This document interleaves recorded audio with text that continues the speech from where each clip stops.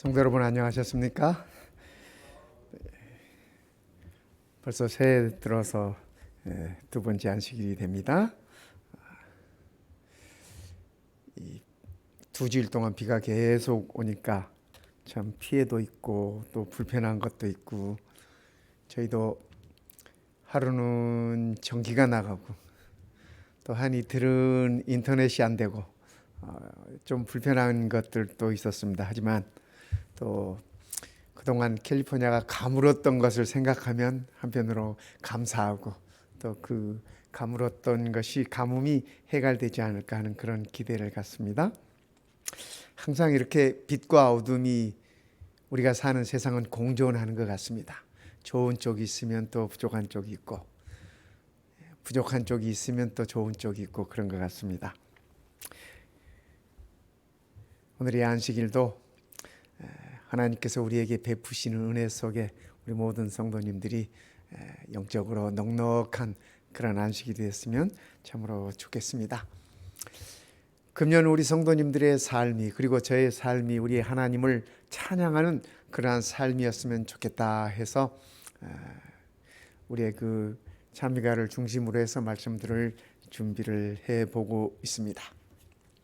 오늘 우리가 불렀던 이 예수께로 가면 하는 이 찬양은 화니 크로스비 여사가 지으신 찬양입니다. 이분이 아주 어려서 이 앞을 보지 못하게 되시고, 그래서 평생을 이렇게 앞을 보지 못한 채 그렇게 사셨습니다. 근데 오래 사셨어요. 한 95세까지 사셨으니까. 하지만 그의 평생을 통해서 그분이 한 3,000여 곡의 이 찬송을 이렇게 지으셨습니다. 그 중에서 우리가 불렀던 이 예수께로 가면이라고 하는 이 찬양은 이 크로스비 여사가 1868년에 지으신 찬양입니다. 우리 찬미가에도 이분의 찬양이 많이 들어있어요. 우리가 제목만 봐도 익히 잘 아는 찬양들, 예수로 나의 구주 삼고, 또 너의 죄 흉악하나 인내하신 구세주여, 나의 갈 길 다 간 후에 나의 영원하신 기업 등 우리 찬미가에도 약 30곡이, 제가 이 뒤에 이 목록을 찾아서 이렇게 확인해 보니까 정확하게 30곡이 올라 있더라고요. 그래서 이분은 우리가 익히 부르는 이 찬양을 이렇게 만드신 그러한 참 귀한 분이십니다. 그래서 이분이 우리가 불렀던 이 671장 예수께로 가면 이 찬양을 이렇게 만드셨는데, 이분이 이 찬양을 만들게 된 계기는 이 누가복음 18장에 있는 이 말씀을 그분이 보시면서 이 찬양을 만드셨어요. 네. 저는 이 찬양을 이렇게 보고 부르면서 그런 생각을 해봤습니다. 우리 찬미가에서는 이 찬양을 어린이 찬미가에 이렇게 넣어놨어요. 어린이 찬미라 해가지고 그 어린이 찬미 이렇게 섹션에 이렇게 넣어놨는데, 저는 이 말씀을 준비하면서 그런 생각을 했습니다. 우리가 다 하나님의 자녀가 아닌가, 하나님 앞에서 다 우리가 어린 아이들이 아닌가 하는 생각을 하면서, 우리는 이 찬양을 어린이 찬미에 넣어놨지만 우리가 금년에 우리 주님께, 예수님께 나아가는 그러한 순수한 우리의 신앙 고백의 찬양이었으면 좋겠다 하는 생각을 가져봤습니다. 예수께서 그 어린 아이들을 불러 가까이 하시고 이르시되 어린 아이들이 내게 오는 것을 용납하고 금하지 말아라. 하나님의 나라가 이런 자의 것이니라. 오늘 하나님께서 우리를 보면서도 이렇게 말씀하셨으면 좋겠어요. 하나님의 나라가, 나의 나라가 이런 자들의 것이니라.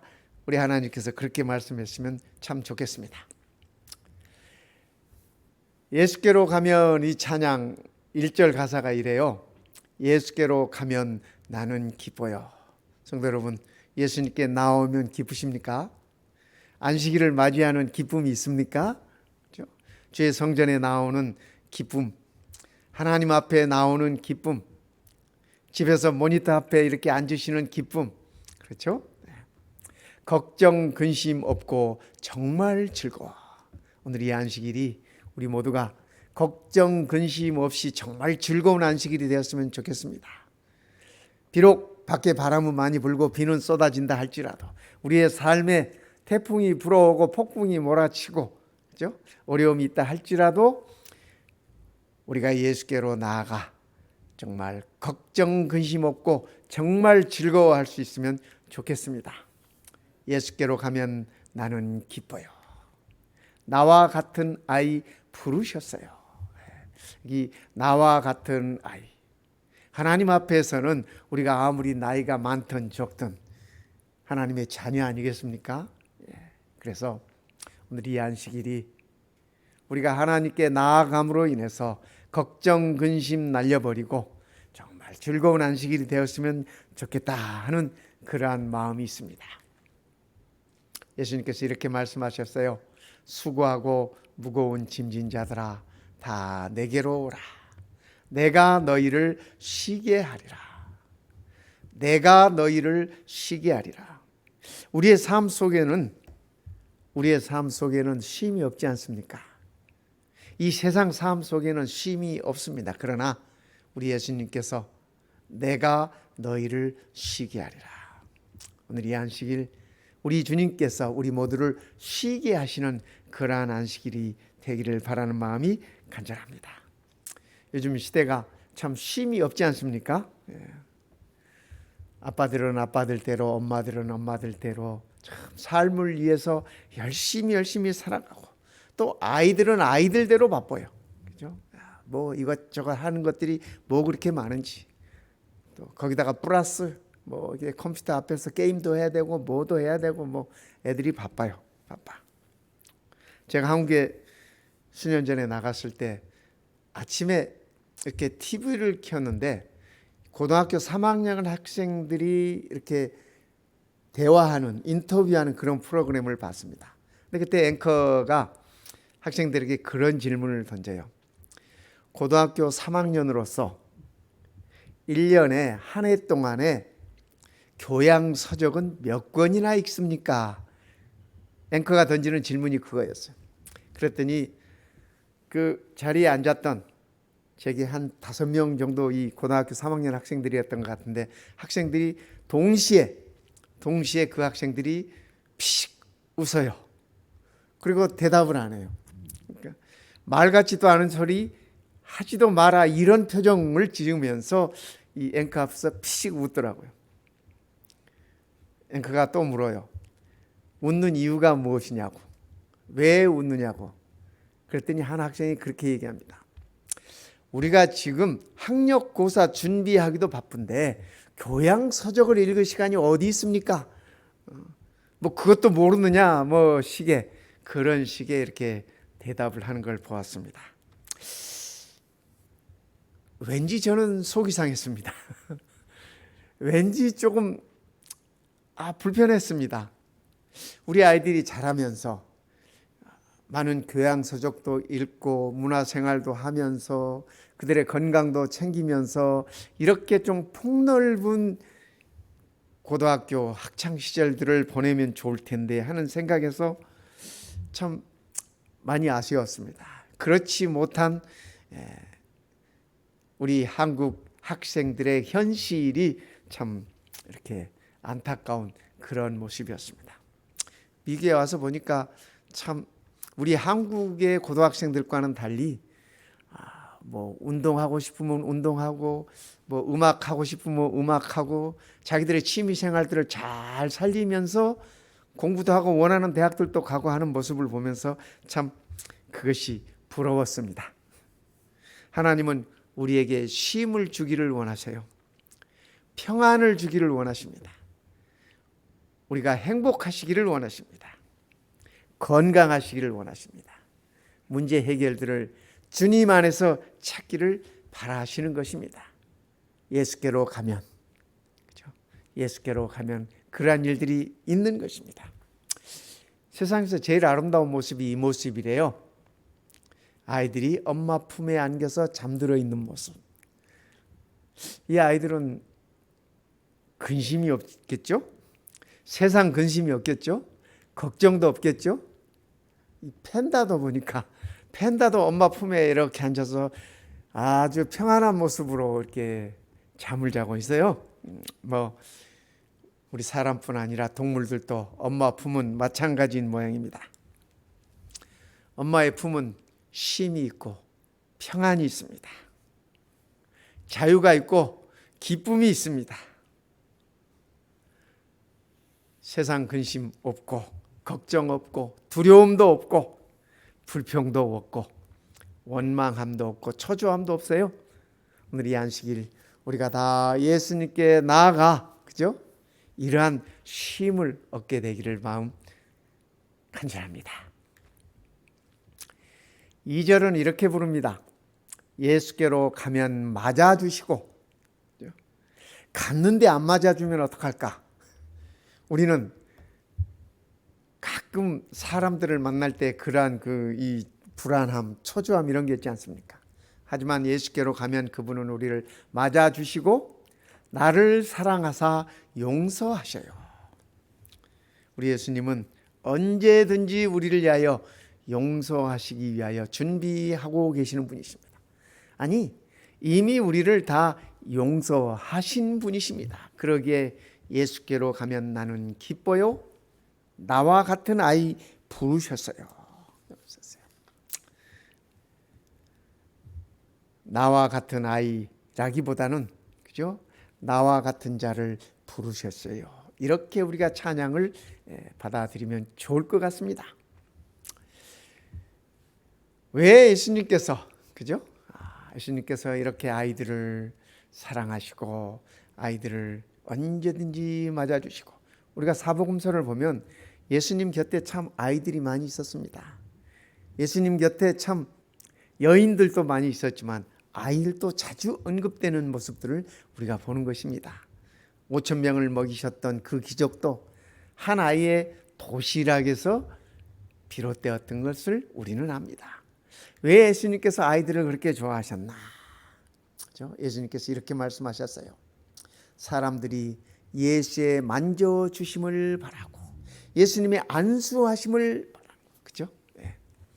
어린 아이들을 데리고 오매 제자들이 꾸짖건을 예수께서 보시고 분이 여겨 이르시되, 우리 예수님이 그 성제를 그렇게 자주 내시는 분이 아니세요. 그렇지 않습니까? 이 사복음서에 보면 예수님께서 화내시는 적이 이렇게 몇 번 언급된 경우가 있습니다. 그런데 그 중에 대표적인 케이스가 애들이 주님께로 오는 걸 제자들이 막아섰을 때예요. 막아섰을 때 예수께서 보시고 분이 여겨 이르시되 어린아이들의 내게 오는 것을 용납하고 금하지 말라. 여러분, 이 말이, 우리가 이 성경을 읽을 때 어린아이들의 내게 오는 것을 용납하고 금하지 말라, 이 말씀이 제가 지금 읽는 것처럼 이렇게 부드러운 말씀은 아니셨을 거예요.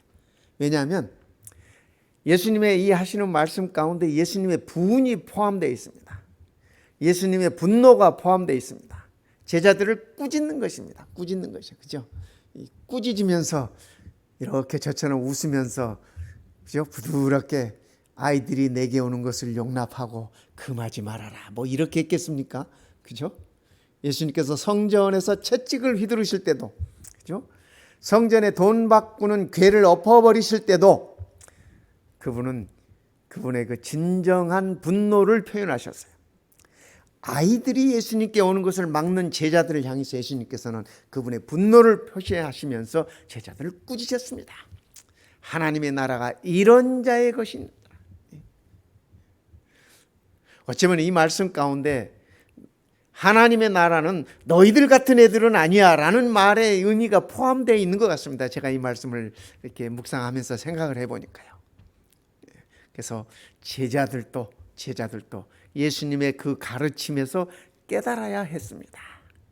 어쩌면 그 후로 제자들의 사역에 있어서 아이들이 오는 것을 예수님 생각하면서 언제든지 환영하지 않았을까, 그런 생각을 가져봅니다. 내가 진실로 너희에게 이르노니. 예수님께서 아무 때나 진실로 이렇게 표현하지 않으세요. 아주 중요할 때 진실로 이렇게 표현하세요. 요한복음에 보면은 진실로라는 그 이 표현을 하신 게 딱 7번 언급돼요. 요한복음에서는. 근데 다른 이 사복음서에서는 그 외에도 이렇게 중요할 때 말씀을 하십니다. 내가 진실로 너희에게 이르노니 누구든지 하나님의 나라를 어린아이와 같이 받들지 않는 자는 결단코 들어가지 못하다. 성도 여러분, 이 예수님의 이 말씀은 굉장히 강한 어조입니다. 반복해서 지금 말씀하고 계시는 것이에요. 그죠? 그리고서 그 어린아이들을 안고 저 위에 안수하시고 축복하시니라. 예수님께서 제자들에게는 엄한 모습을 보이시고 분노하여 꾸짖으신 그런 모습이었지만은 아이들에게는 이 마지막 이 말씀이 참 좋지 않습니까? 어린 아이들을 안고 예수님께 나아오는 그 아이들 예수님께서 안고. 여러분, 아이들 입장에서 한번 생각해 보십시오. 제자들이 이렇게 예수님께 오는 길을 막고 제어했어요. 오지 못하도록. 그런데 예수님께서 그 제자들을 꾸짖으시고 그 아이들을 안아주시면서 머리 위에 손을 얹고 축복해 주셨어요. 아마 성경에 그런 기록은 없지만 적어도 그 아이들의 평생을 두고 예수님의 그 모습을 잊을 수 없지 않았을까. 어쩌면 그 아이들에게 있어서 시험이 닥쳤을 때, 유혹이 왔을 때 예수님의 그 따뜻한 손길과 예수님의 그 축복이 그 아이들을 이렇게 붙잡아 주지 않았을까, 그렇게 생각을 해보는 것입니다. 이 사진이 참 그림입니다마는 참 좋지 않습니까? 예수님께서 이렇게 하셨을 것 같아요. 어머니들이 자기 아이를 안고 와서 예수님께 만져주심을 바라고, 그렇죠? 축복해 주시기를 바라고, 안수해 주시기를 바라고, 그렇죠? 왜 예수님께서 아이들을 귀하게 보시고 반갑게 맞이하셨을까? 이런 이유들이 아닐까 생각해 봅니다. 아이들에게서는 순수함과 겸손함이 있습니다. 아이들은 체면도 없고 의심도 없고 가식도 없고 잘난 체하지도 않아요. 그래서 아이들은 참 정직하지 않습니까?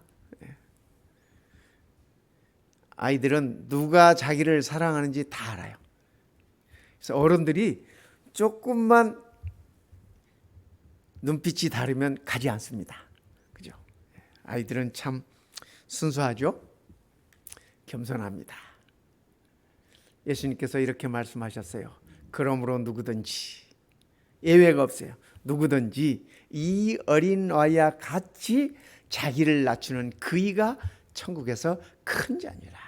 그러니까 예수님께서 천국의 주인은 겸손한 자라는 말씀입니다. 아이들이 겸손하잖아요. 그죠? 천국은 겸손한 자라고 예수님께서 그렇게 일러주시는 것입니다. 주 앞에서 낮추라. 그리하면 주께서 너희를 높이시리라. 겸손과 여호와를 경외함이 보응은 재물과 영광과 생명이니라. 여기 겸손과 여호와를 경외함의 보응은, 상급은 그 말입니다. 그렇죠? 재물과, 우리가 이 땅에서 많은 재물을 쌓는 것을 생각할지 모르겠습니다. 그렇죠? 그러나 세상은 겸손한 사람이 재물을 별로 쌓지 못하더라고요. 또 여호와를 진실로 경외하는 사람이 재물을 쌓는 게 세상에서는 쉽지 않아요. 영광과 생명이니라. 이 뒤에 같이 함께 나오는 말씀으로 봐서 이 재물은 하늘에 재물을 쌓는 것이라고 저는 그렇게 여겨지는 것입니다. 우리 예수님의 가르침 가운데 그런 말씀이 있지 않습니까? 너희의 보물을 하늘에 쌓아두라. 거기에는 좀도 먹지 않고 동록도 먹지 않는다. 두 번째, 아이들은 꽃처럼 아름답고 고운 마음이 있다. 아이들은 참 마음이 곱지 않습니까? 제가 좋아하는 꽃입니다. 이거 히아신스라는 꽃인데 색깔도 다양하지만 향기가 기가 막힙니다. 이제 곧 이 히아신스가 필 이 계절이 오는 것 같은데 우리 집안에 이거 하나만 한 뿌리만 갖다 놔도 집안에 향기가 가득합니다. 우리 아이들의 모습이 그런 모습 아니겠습니까? 네. 아이들이 아름다운 향기가 있어요. 그렇죠? 이 꽃은 오래 피는 라일락입니다. 제가 다니던 대학 교정에 이 꽃이 있었는데 참 향기가 기가 막힙니다. 꽃 한 송이 꺾어서 방 안에 두면 한 2주일은 가는 것 같아요. 그 향기가. 우리 아이들은 이런 아름답고 향기가 있다고 하는 말씀입니다. 그렇죠? 세 번째, 아이들은 실수도 많지만 쉽게 잘 깨닫습니다. 일러주면 쉽게 깨달아요. 다른 말로 표현하면 회개라고 말할 수 있겠죠. 아이들은 잘못을 깨우쳐지면 금방 따르고 순종하는 모습을 봅니다. 여호와는 마음이 상한 자에게 가까이 하시고 중심에 통회하는 자를 구원하시는도다. 성도 여러분, 우리가 늘 하나님 앞에 우리가 회개하는 마음으로 겸손하게 나아가십시다. 예수님 앞에 나아가는 우리들의 모습은 그런 겸손한 마음, 그렇죠? 통회하는 마음인 것입니다. 그런 자를 우리 하나님께서 구원하신다고 우리들에게 그렇게 약속하고 계십니다. 다윗입니다. 다윗 왕은 우리가 알다시피 하나님께 많은 잘못들을 했지 않습니까? 그런데 그럴 때마다 하나님께 그가 통회의 눈물을 흘리고 하나님 앞에 회개하고 하나님 앞에 자복하면서 그가 겸손히 하나님 앞에 나아갔습니다. 반면에 사울 왕은 그가 하나님 앞에 회개해야 할 때 회개하지 않았습니다. 그의 잘못을 다른 사람들의 잘못으로 돌렸습니다. 다른 사람들의 탓으로 돌렸습니다. 다윗과 사울의 차이는, 다윗 왕과 사울 왕의 차이는 그것입니다. 회개해야 할 때 회개하지 않은 것입니다. 아시다시피 외적으로는 사울 왕이 훨씬 다윗보다 더 준수하고 멋진 젊은이였습니다. 사울도 처음에는 굉장히 겸손했습니다. 선지자 사무엘에게 기름 부음 받을 때 그가 얼마나 겸손했습니까? 그런데 그가 왕이 되고 권력의 자리에 앉았을 때 그가 지니고 누리는 그 권력이 하나님께로부터 비롯되었다고 하는 사실을 망각했습니다. 자기가 잘나서 자기가 힘이 있어서 그러한 권력들을 누리고 있다라고 생각을 했습니다. 그래서 하나님께서 하시는 말씀을 순종치 아니하고 아말렉들을 다 멸하라고 말씀하셨는데 그는 좋은 것들을 남겨두었어요. 선지자 사무엘이 와서 그 사실을 지적하고 그를 꾸짖었을 때 하나님 앞에 내가 잘못했습니다. 회개했어야만 합니다. 그런데 사울 왕은 그렇게 하지 않고 저 백성들이 그렇게 했다. 좋은 것들을 그들이 남겼다 하고 그의 잘못을 그의 백성들에게 돌렸습니다. 그때 선지자는 사울 왕에게 말합니다. 순종이 제사보다 낫고 우리가 하나님께 순종하는 것이 우리가 드리는 예배보다 더 낫다라고 하는 그런 표현을 하신 것입니다. 사울 왕은 선지자 사무엘이 그의 잘못을 지적했을 때 그때 무릎을 꿇고 회개했어야만 하는 것입니다. 그러면 그의 왕조가 달라졌을지 모르겠습니다. 다윗은 사울 왕과의 차이가 그거였습니다. 그가 사울보다 더 큰 범죄를 하고 더 엄청난 범죄를 한 다음에 나단 선지자가 와가지고 다윗 왕을 꾸짖었습니다. 그 잘못을 지적했습니다. 그때 다윗 왕은 하나님께 나아가 회개했습니다. 그의 잘못을 인정하고 하나님 앞에 겸손히 나아갔습니다. 그것이 다윗 왕과 사울 왕의 차이를 극명하게 갈라 놓았습니다. 다윗 왕은 메시아의 선조가 되었어요. 그렇지 않습니까? 오늘 우리도 마찬가지입니다, 성도 여러분. 우리가 누구나 다 잘못합니다. 누구나 다 잘못할 수 있습니다. 그럴 때 우리가 꼭 한 가지 기억하십시다. 다윗처럼 하나님 앞에 겸손하게 나아가 우리의 잘못을 인정하고 회개하는 축복을 누렸으면 좋겠습니다. 예수님께서 십자가에 달려 돌아가실 때 마지막 그 순환의 시간에 베드로는 예수님을 3번 부인합니다. 가룟 유다는 은 30에 예수를 팔아갑니다. 누구의 잘못이 더 클까요, 성도 여러분? 그죠? 우리가 그 잘못의 경중을 따질 수는 없습니다. 그러나 그들의 결과는, 그들이 어떻게 했느냐에 따라서 그들의 결과는 아주 영원히 돌이킬 수 없는 그러한 큰 차이를 냈습니다. 베드로는 닭이 울 때 그의 잘못을 생각하면서 겟세마네 동산으로 가서 그가 회개의 기도를 드렸습니다. 하나님 앞에 참회의 눈물을 흘렸습니다. 가룟 유다도 마찬가지입니다.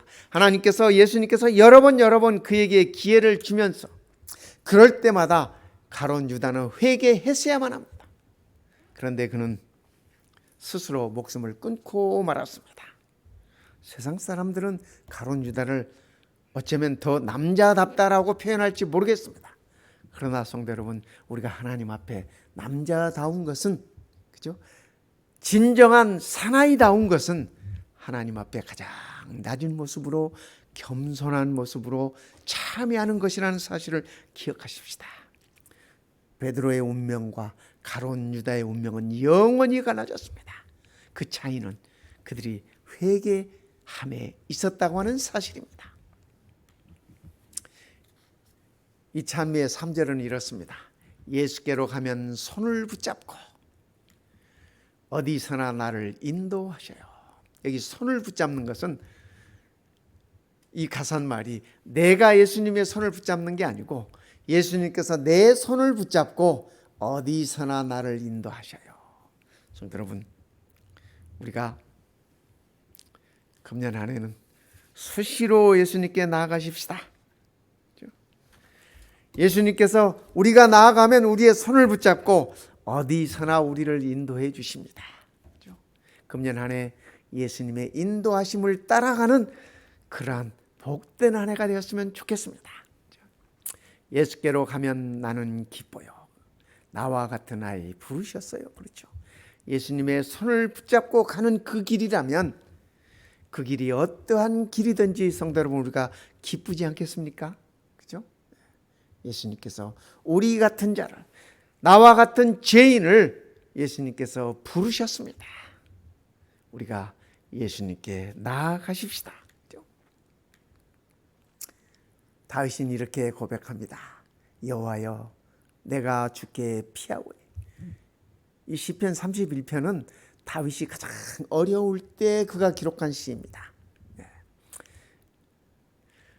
내가 주께 피하오니 나로 영원히 부끄럽게 마시고 주의 의로 나를 건지소서.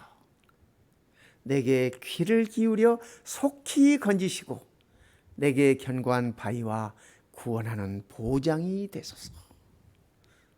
오늘 우리도 우리 하나님께 이런 기도 드리십시다. 하나님이 나의 구원이 보장이 된다고 하는 사실입니다. 그렇게 우리가 기도하십시다. 그리고 내 의가 아니라, 다윗은 알았어요. 자기의 의가 하나님 앞에 내세울 것이 아무것도 없음을 그가 알았습니다. 그래서 다윗은 얘기합니다. 주의 의로 나를 건지소서. 그렇습니다. 하나님 앞에 겸손히 나오는 자는 나의 의가 아니라 주의 의로 구원받는다고 하는 사실을 깨닫습니다. 다윗의 이 기도가, 오늘 우리의 이 기도가 새해를 맞는, 새해를 살아가는 우리의 기도가 되기를 참으로 바라는 것입니다. 그러기에 성경은 우리들에게 이렇게 말씀하십니다.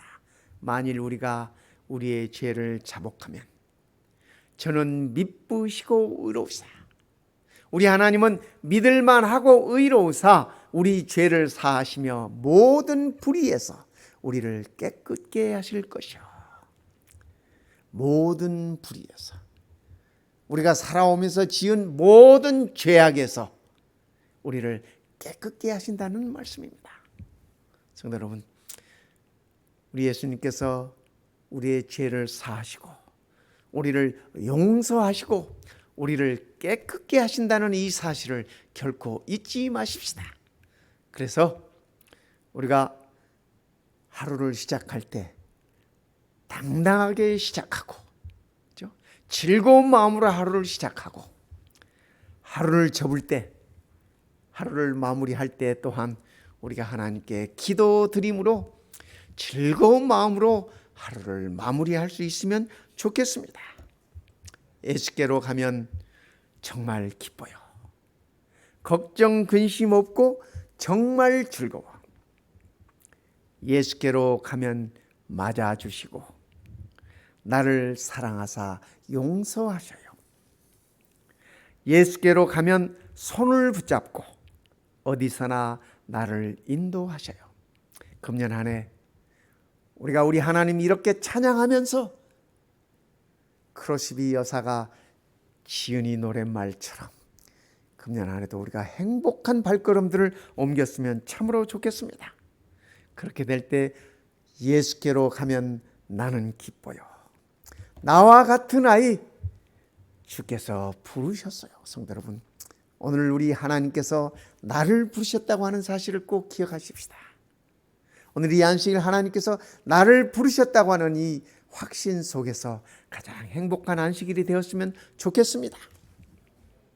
나의 평생의 선하심과 인자하심이 정녕 나를 따르리니 내가 여호와의 집에 영원히 거하리로다. 그죠? 우리 모두의 평생 동안, 그죠? 가는 길목마다 우리 하나님의 선하심과 그분의 인자하심, 구약에서 말하는 인자하심은 신약에서 말하는 사랑입니다. 그분의 사랑이 늘 나와 함께 하십니다. 나를 따라요. 그렇게 되므로 우리가 여호와의 집에 영원히 거하리로다. 우리 모두의 로망 아닙니까? 우리 모두의 소망 아닙니까? 여호와의 집에 영원히 거하는 것. 우리 하나님은 이 사실을 늘 약속하시고 그 약속을 우리들에게 이렇게 다짐하시고 또 다짐하시고 또 다짐하시고 그러셨습니다. 성도 여러분, 우리가 여호와의 집에 영원히 거할 날이 하루하루씩 가까워오고 있다고 하는 사실을 우리가 감사드리면 좋겠습니다. 상한 갈대를 꺾지 아니하며, 그죠? 상한 갈대를 꺾지 아니하며 꺼져가는 등불을 끄지 아니하고 진리로 공의를 베풀 것이다. 우리 하나님께서 말씀입니다. 그죠? 사람들은 갈대가 상해 있으면 꺾어서 버립니다. 그러나 우리 하나님은 상한 갈대라 할지라도 꺾어서 버리지 않고 꺼져가는 등불이라도 우리 하나님께서 끄지 아니하시고 우리를 영원한 여호와의 집으로 안내하시겠다고 하는 약속입니다. 예수님께서 말씀하세요. 두려워하지 말아라. 내가 너와 함께함이니 놀라지 말아라. 나는 내 하나님이 됨이니라. 내가 너를 굳세게 하리라. 참으로 너를 도와주리라. 참으로 나의 의로운 오른손으로 너를 붙들리라. 예수께로 가면은 손을 붙잡고 어디서나 나를 인도하셔요 하는 말씀입니다. 성도 여러분, 금년 한 해도 내 손을 굳게 붙잡아 주시는 예수님의 오른손이 있음을 기억하십시다. 우리 하나님의 오른팔이 있음을, 의로운 오른팔이 있음을 기억하십시다. 그래서 이 한 해의 발걸음이 그 어느 때보다도 행복한 발걸음이었으면 좋겠습니다. 그 어느 때보다도 힘찬 발걸음이었으면 좋겠습니다.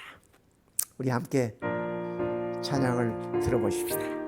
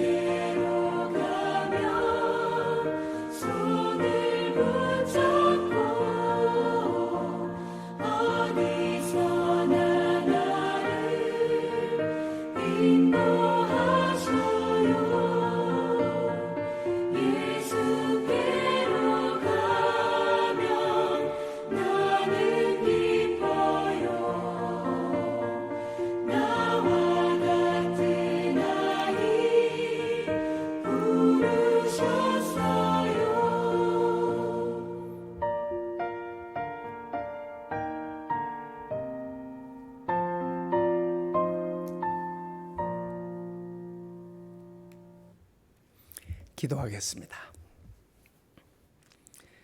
우리 아버지 하나님, 참으로 감사합니다. 우리처럼 부족하고 연약하고 보잘것없는 사람을 우리를 불러주시고 선택해 주셔서 그 은혜를 참으로 감사드립니다. 우리가 불렀던 이 찬양처럼 금년 한 해는 예수님께로 매일매일 나아가는 우리 되게 하시옵소서. 우리를 맞아주시고 우리를 오른팔로 인도하시고 우리를 용서하시고 아버지의 집으로 영원히 인도하신다고 하는 그 말씀 믿고 순종하며 나아가는 한 해 되게 하여 주시옵소서. 우리 모든 사랑하는 믿음의 모든 성도들, 가족들, 자녀들 주의 아름다움과 주의 선하심으로 채워주시고 주의 인자하심으로 이 한 해 이끌어 주시옵소서. 우리가 주님께 나아갈 때 언제나 받아주신다고 말씀하시는 우리 주님 예수님의 이름으로 감사하며 기도드립니다. 아멘.